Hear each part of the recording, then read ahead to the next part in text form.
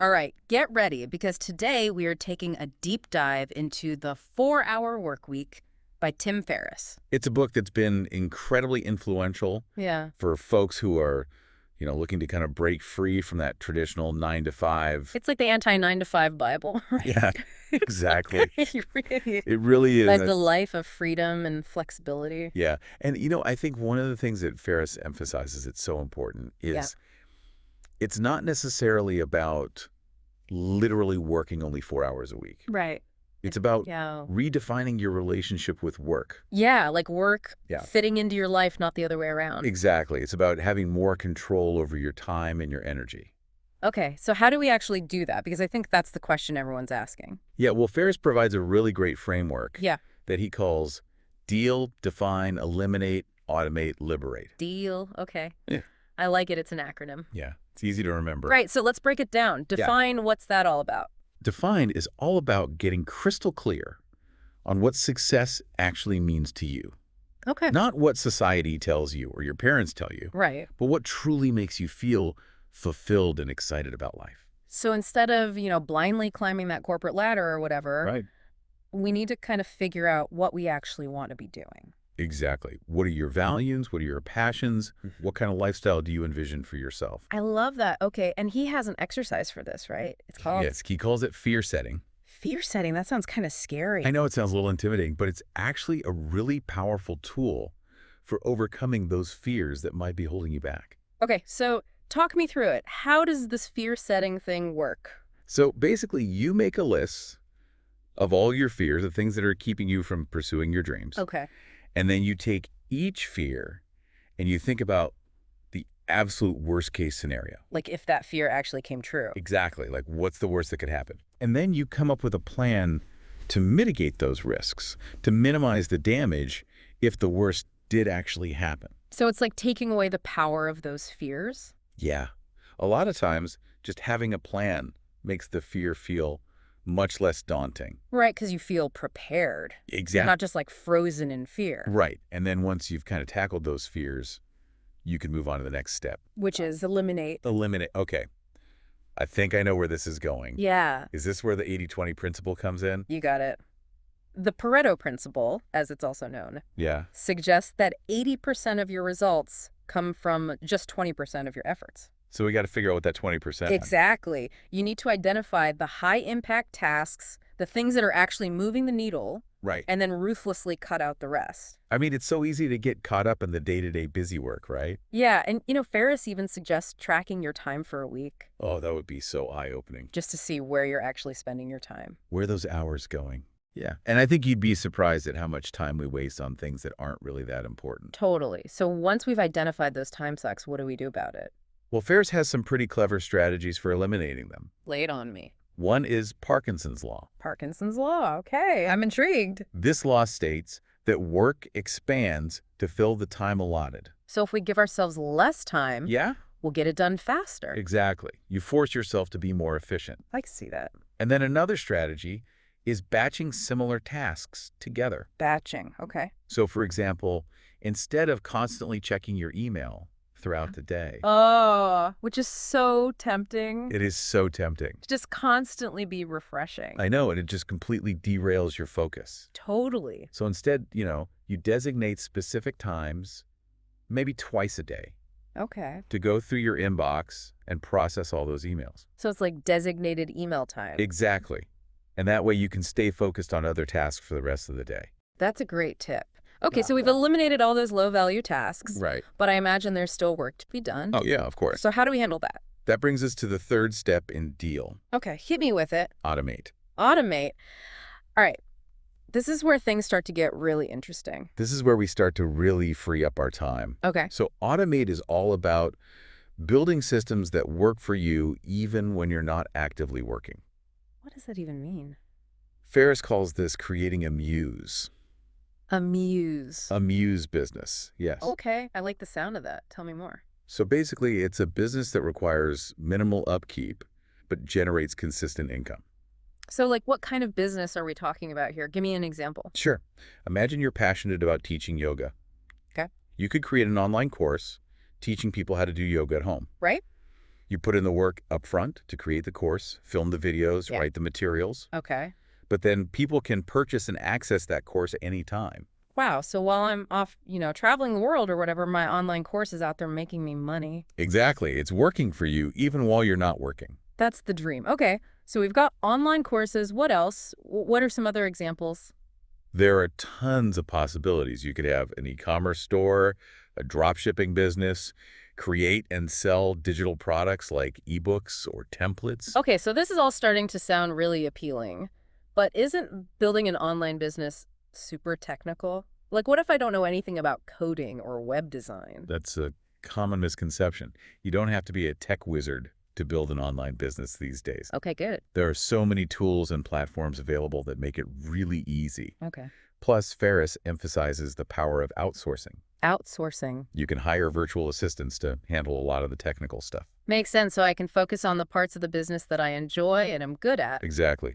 Delegate the rest to experts. All right, this is all making a lot of sense, and it's definitely getting me excited about the possibilities, but I have to ask, isn't it kind of lonely? Like if we're all working remotely and automating our businesses and everything? That's a valid concern, and it's something that Ferriss addresses in the book. Okay. He emphasizes the importance of building a community, Okay. whether it's online or in person, finding people who share your values and your goals. Yes, you don't feel like you're on this journey all alone. Exactly. Yeah. And, having that support system can make all the difference. It's so important to have people to celebrate the wins with and also, commiserate with when things get tough. Totally. And, Ferriss also talks about the importance of taking breaks Oh, yeah. from work, even when you're working for yourself. Right, because it's easy to just kind of get sucked in and work all the time when you love what you do. Yeah, and it's important to make time for things outside of work to recharge and reconnect with yourself. Like travel or hobbies or spending time with loved ones. Exactly. It's all about finding that balance. This is all so inspiring. It's like a whole new way of thinking about work and life. But I have to be honest, it also feels a little overwhelming. Like it's a lot to take in. I understand. It can definitely feel like drinking from a fire hose. Yeah. But remember, it's a journey. Right. You don't have to do everything at once. Okay. Just start with one small step and go from there. I love that. One small step at a time. Exactly. Yeah. And, Ferriss provides a lot of resources and tips in the book to help you get started. Okay, so if someone is listening to this and they're thinking, okay, I'm on board with this 4-hour work week philosophy. Yeah. What's like the first concrete action they should take? I think the first step is to define your ideal lifestyle. Okay. What does it actually look like? Yeah, get specific. Exactly. What kind of work do you want to be doing? Where do you want to live? How do you want to spend your days? I love that. Paint that picture of your dream life. Yeah, and then once you have that vision, you can start working backwards and figuring out the steps you need to take to get there. It all starts with that dream, that vision. It really does. And I think that's a great place to pause for now. We've explored those core concepts of the 4-hour work week, the D.E.A.L framework. Yeah, we've laid a good foundation. We've really laid the groundwork, and in the next part, Yes. we're going to get into some more specific strategies and tactics. Exactly. We'll start putting this into action. So stay tuned for part 2, We'll see you then. where we'll dive even deeper into this whole 4-hour work week philosophy. Can't wait. I'm excited. Me too. Awesome. Welcome back to our deep dive into the 4-hour work week. I'm ready for more. All right, so in the last part, Yeah. we laid out the foundation of Tim Ferriss's philosophy. Yeah, that D.E.A.L framework: define, eliminate, automate, liberate. Exactly. And now Right. it's time to get into the nitty-gritty of making it all happen.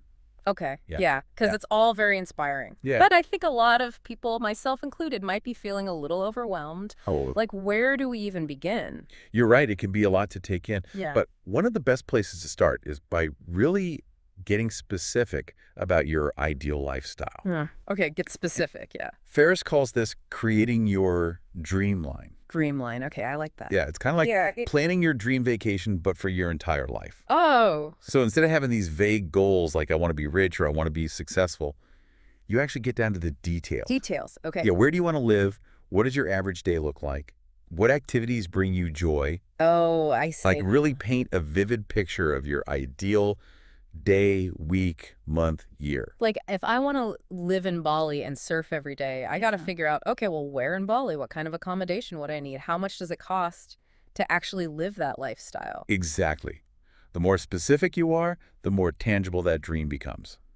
Okay, so we've got this dreamline, Yeah. but then there's the reality of work and finances, right? Right. Well, that's where that deal framework really comes in. Okay. Remember those 4 steps.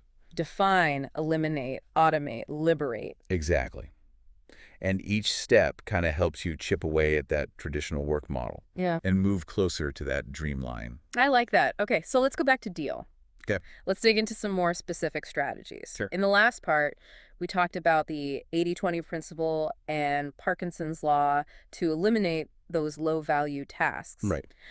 What are some other time management hacks that Ferriss recommends? One that's incredibly effective is batching. Batching. So instead of constantly switching between tasks, you group similar activities together. Oh, I see. So, for example, instead of checking email every 5 minutes. Oh, which is so tempting. I know, it's such a time suck. It is. You set aside maybe 2 specific times per day to process your inbox. Okay, designated email time. Exactly. I like it. And that way you can stay focused on other tasks for the rest of the day. Oh, that's such a good tip. I'm going to try that. Yeah, it really works. Okay, so we're batching tasks. What else? Well, another really important tip is learning to say no. Oh, that's a tough one. I know it can be hard. It is. You don't want to disappoint people. Right.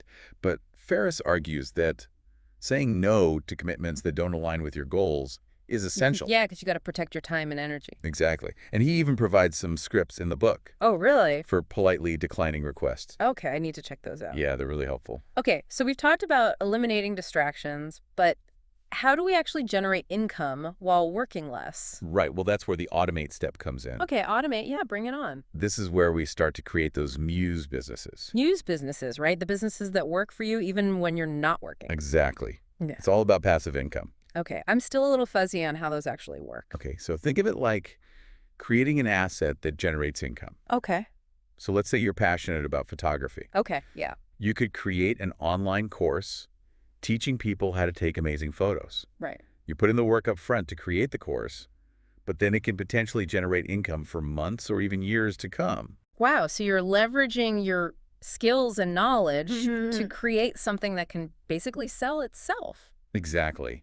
And there are so many possibilities, you know? Yeah, like what else? You could write an ebook, create and sell digital templates or designs. You could even start a drop shipping business Drop shipping. Okay, now you're talking my language. where you sell products online without actually having to handle any inventory. This is blowing my mind. It's like there's a whole world of income-generating possibilities that I never even considered before. I know. It's pretty amazing what's possible these days. Okay, so the possibilities are there, but isn't running a business, even an online business, super time-consuming? Well, that's where outsourcing comes in. Okay, outsourcing, right? Remember, one of Ferriss's core principles is delegation. Yeah, you don't have to do it all yourself. Exactly. So you can hire virtual assistants to handle a lot of the tasks that would normally take up a lot of your time. So, like, what kind of tasks are we talking about here? You know, things like customer service, social media management, bookkeeping. Okay, so I can focus on the parts of the business that I actually enjoy Exactly. And that you're good at. and delegate the rest to the experts. Right. And, you know, there are tons of platforms online where you can find really talented freelancers from all over the world. Oh, wow. So I could potentially build a thriving online business without being chained to my computer all day long. That's the idea. This is sounding more and more appealing by the minute. It's all about creating systems that work for you.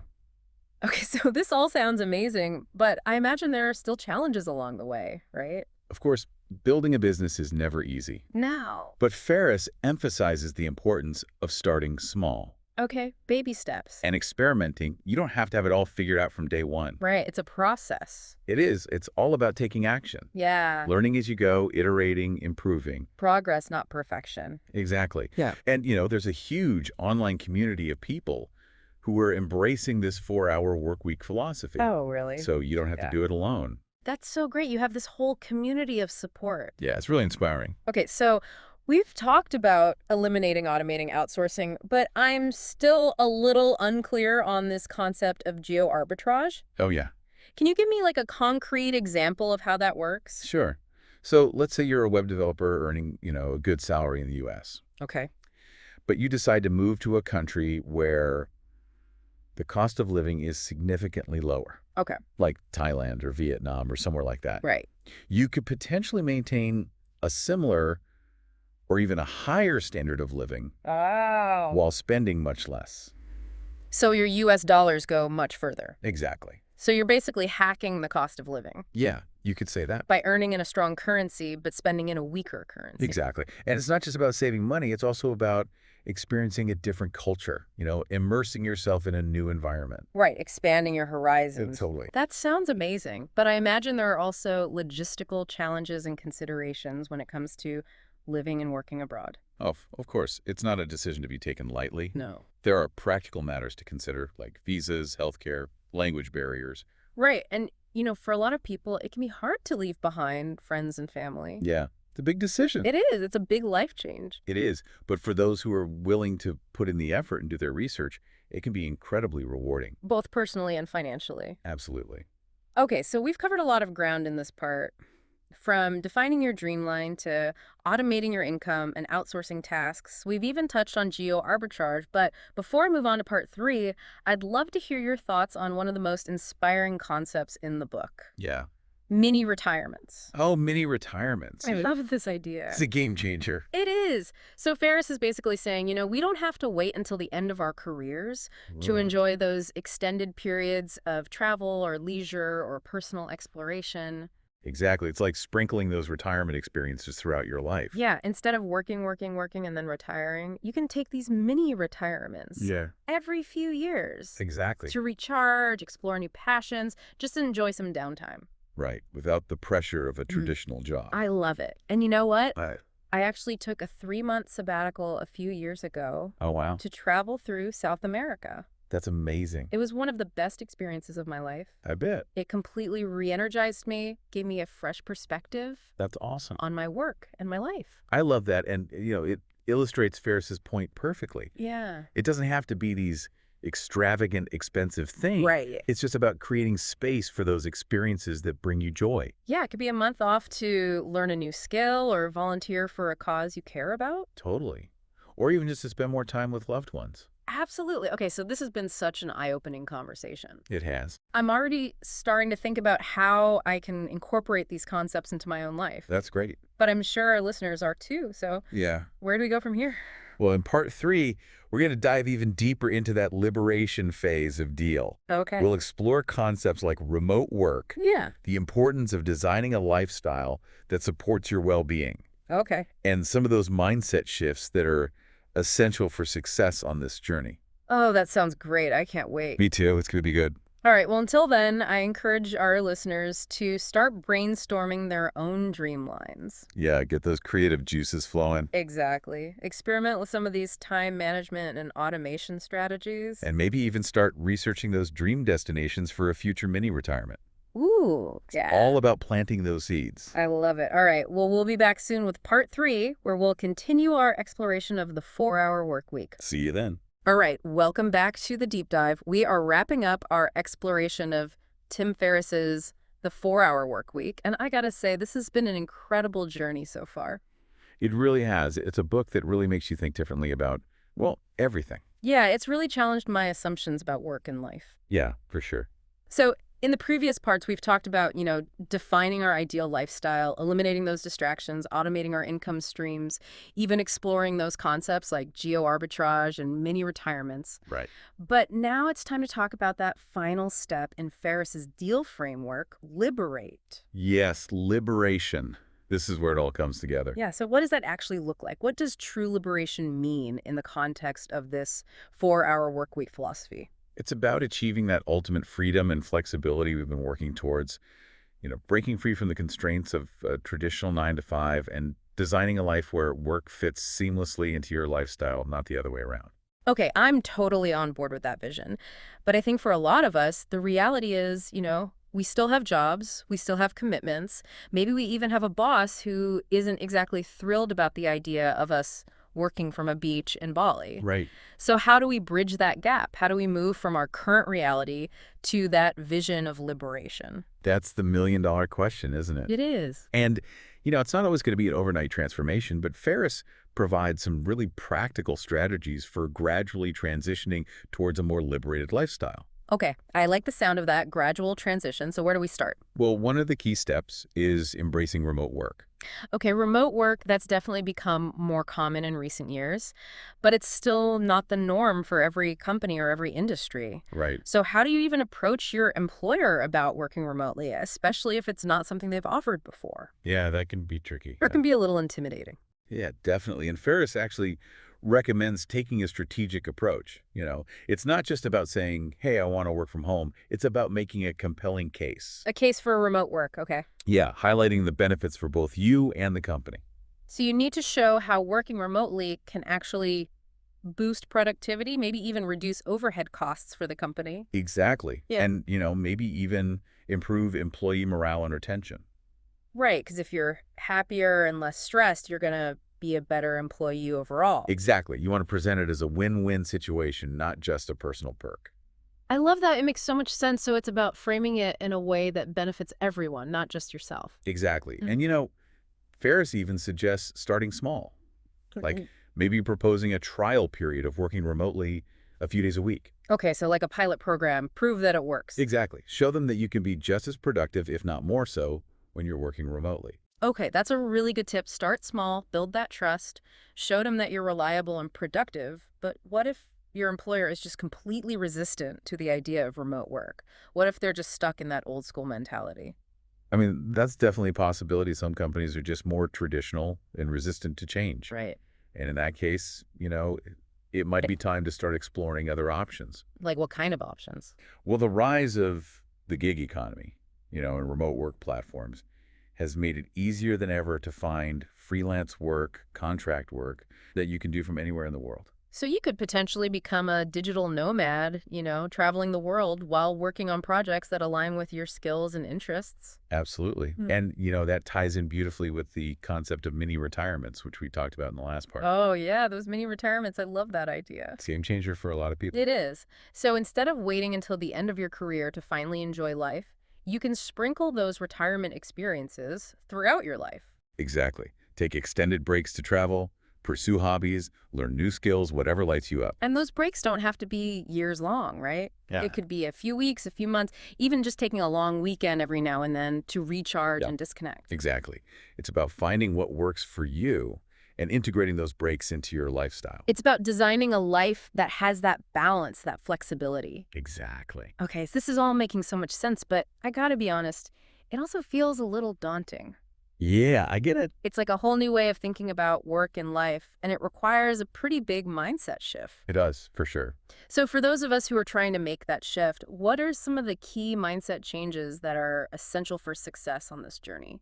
Well, one of the biggest things is overcoming the fear of failure. Oh, yeah. That fear of failure can be paralyzing. It can be. Hmm. And, a lot of us are conditioned to play it safe, to stick with what's familiar. Right, but Ferriss is saying we need to embrace that experimental mindset, be willing to try new things, even if we're not sure they'll work out. Exactly. It's about stepping outside of your comfort zone Yeah. because that's where the real growth happens. It's like that saying, the magic happens outside of your comfort zone. Exactly. Okay, so we're embracing the fear of failure. What else? What are some other mindset shifts that are important? Well, another big one is defining success on your own terms. Oh, yeah, that's a big one. We're constantly bombarded with these societal expectations about what success should look like. Right, the big house, the fancy car, the prestigious job title. Exactly. But those things might not actually align with your values or bring you true happiness. It's about tuning out that external noise and figuring out what truly matters to you. Exactly what makes you feel fulfilled and alive. And that's going to be different for everyone, right? Absolutely. There's no one-size-fits-all definition of success. It's about creating a life that feels authentic and meaningful to you. Exactly. Okay, I love that. And, Ferriss also talks about the importance of designing a lifestyle that supports your overall well-being, right? Absolutely. It's not just about working less, it's about living better. Right, so that means prioritizing things like exercise, sleep, good nutrition, spending time in nature, mindfulness, all of that good stuff. Exactly. When you feel good physically, mentally, emotionally, you're more equipped to pursue your goals, to enjoy your free time, to really make the most of life. It's about creating that holistic lifestyle that nourishes your mind, body, and soul. Yes. It's all connected. Well, I think we've come full circle. We started this deep dive exploring Ferriss's radical vision of a 4-hour work week, and now we're talking about designing a life that is fulfilling and sustainable on a much deeper level. It's been quite a journey. And, I really hope our listeners feel inspired to start taking action, even if it's just baby steps towards creating a more liberated and fulfilling lifestyle. Absolutely. So for those who are ready to embrace this 4-hour work week philosophy, what's that one piece of advice you would leave them with? Don't be afraid to dream big, Dream big. Okay. and then break down those dreams into actionable steps. Break it down, make it happen. Exactly. Start by defining your ideal lifestyle, then use that D.E.A.L framework as your roadmap. Define, eliminate, automate, liberate. And remember, it's a journey, not a destination. It's all about the journey. Embrace those challenges, celebrate the wins, never stop experimenting and evolving. I love that. That's such great advice, and I think it's the perfect note to end on. Me too. We've explored the core concepts of the 4-hour work week, from defining your ideal lifestyle to eliminating those distractions, automating your income, and ultimately liberating yourself from those traditional work constraints. We've talked about remote work, mini retirements, geo-arbitrage, and the importance of designing a lifestyle that really supports your well-being. It's been an amazing conversation. It really has. And, now it's up to each of our listeners to take this knowledge and really start designing their own path to freedom and fulfillment. Absolutely. Remember, the possibilities are truly endless. So go out there, embrace that challenge, and start creating a life you love. That's what it's all about. And that's a wrap on our deep dive into the 4-hour work week. Thanks for joining us.